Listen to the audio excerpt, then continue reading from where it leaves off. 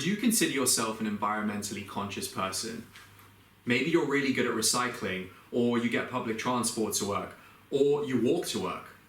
We're told that we all have to become more sustainable to stop climate change in its tracks.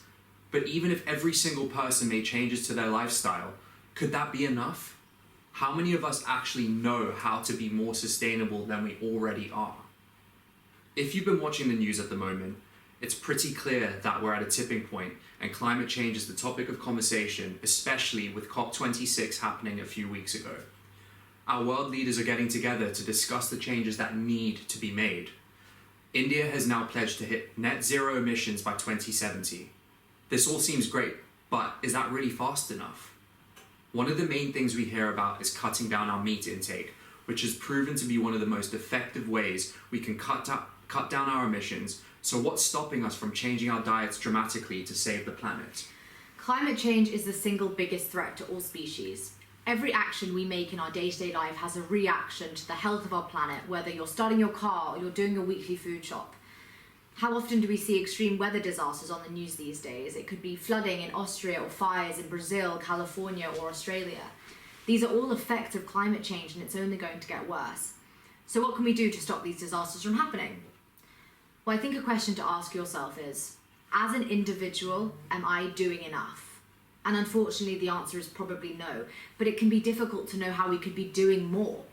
The world hasn't been built for sustainable living, and it can be really overwhelming when you first start your journey to living a more sustainable life.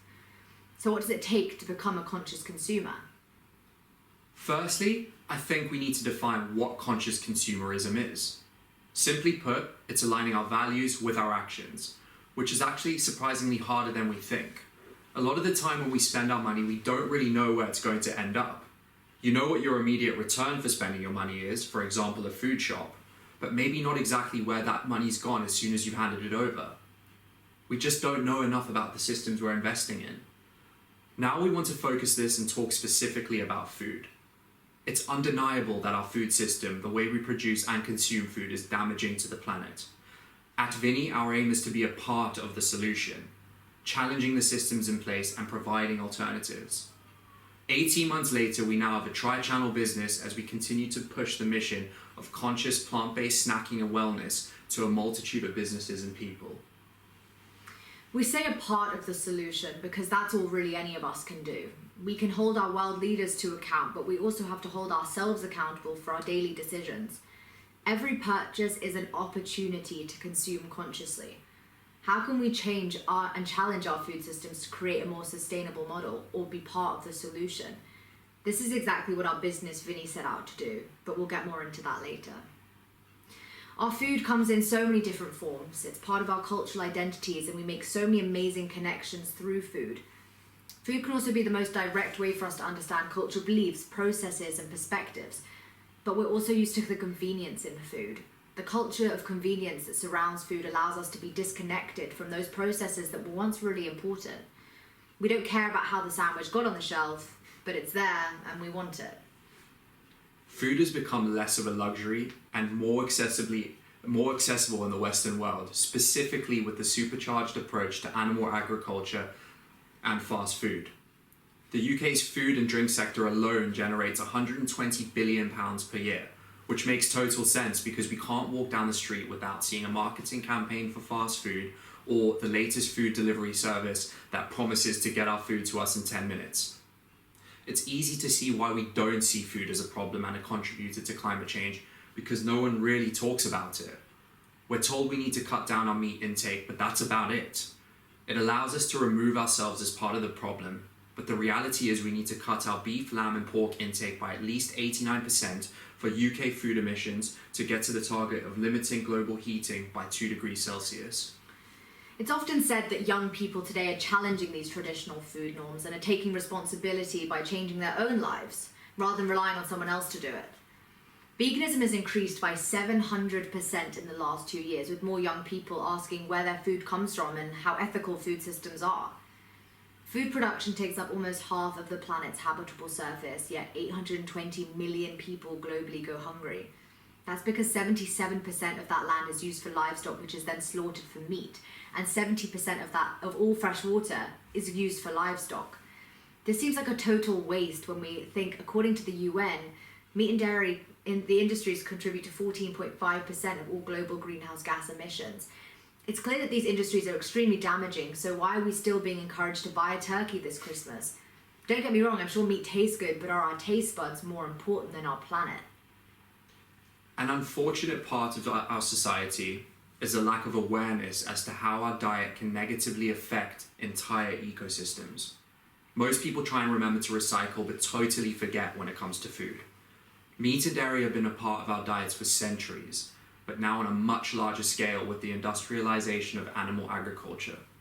This industry is worth £120 billion, but 90% of most farmers' income is provided by government handouts, which then subsidizes an industry that is not economically viable without help from the government. So when people say, why are plant-based products so expensive?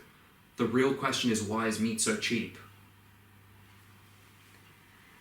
We know how terrible livestock farming is for the environment.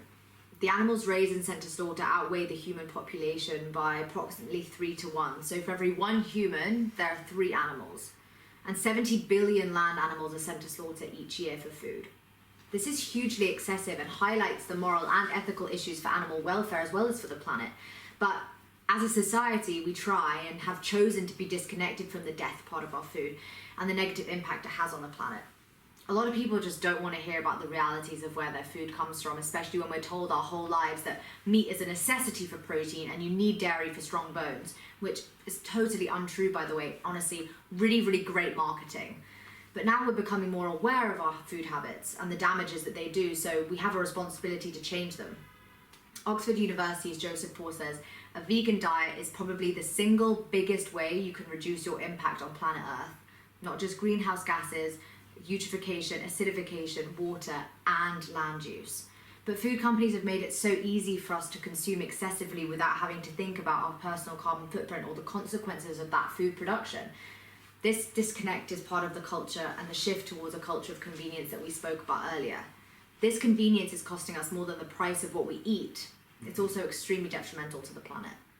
The vegan revolution is exploding at the moment, whether you're in a supermarket or a restaurant, and the number of vegans goes up year on year. It's become really easy to eat plant-based today, but one sector that we felt wasn't quite as well equipped for the new plant-based demand is on the go. None of us want to be a part of the problem, but it can be very difficult to know how to be a part of the solution. Aligning our values with our actions can play a major role in moving the needle in the right direction. If every person gave up meat for 1 day a week, each person would save an average of 3.5 animals per year. So for me, who's been vegan for 5 years, I've saved approximately 2 million gallons of water, 1,800 animals, 55 square feet of forest, and 37,000 pounds of CO2. And that's just me. Whether or not you have a predominantly plant-based diet or you're fully vegan, the positives of changing our diet to something more sustainable is the simplest, most effective way we can have a positive and lasting impact. There are hundreds of brands out there now who are pledging to our planet, and the planet needs our help. The stark reality of climate change is bleak. We don't need to sit here and spell that out for anyone. Our manufacturing and packaging methods until now have wreaked havoc on the climate. Our decisions are making it increasingly difficult for farmers in the third world to yield crops or deal with climate conditions that are now beyond our control. Every weather event now is of an extreme nature. Intense droughts, flash flooding, rising sea levels, and so much more. There's a great quote by Leo Tolstoy. Everyone thinks of changing the world, but no one thinks of changing himself. Companies will keep making while we keep consuming. So let's make sure we stand behind the ones that stand for purpose and change. This talk hasn't been about the generation that's responsible for the current challenges we face, or even what generation needs to fix it, but rather challenging the harmful food systems so we can all be a part of the generation of change. So what are you going to change today?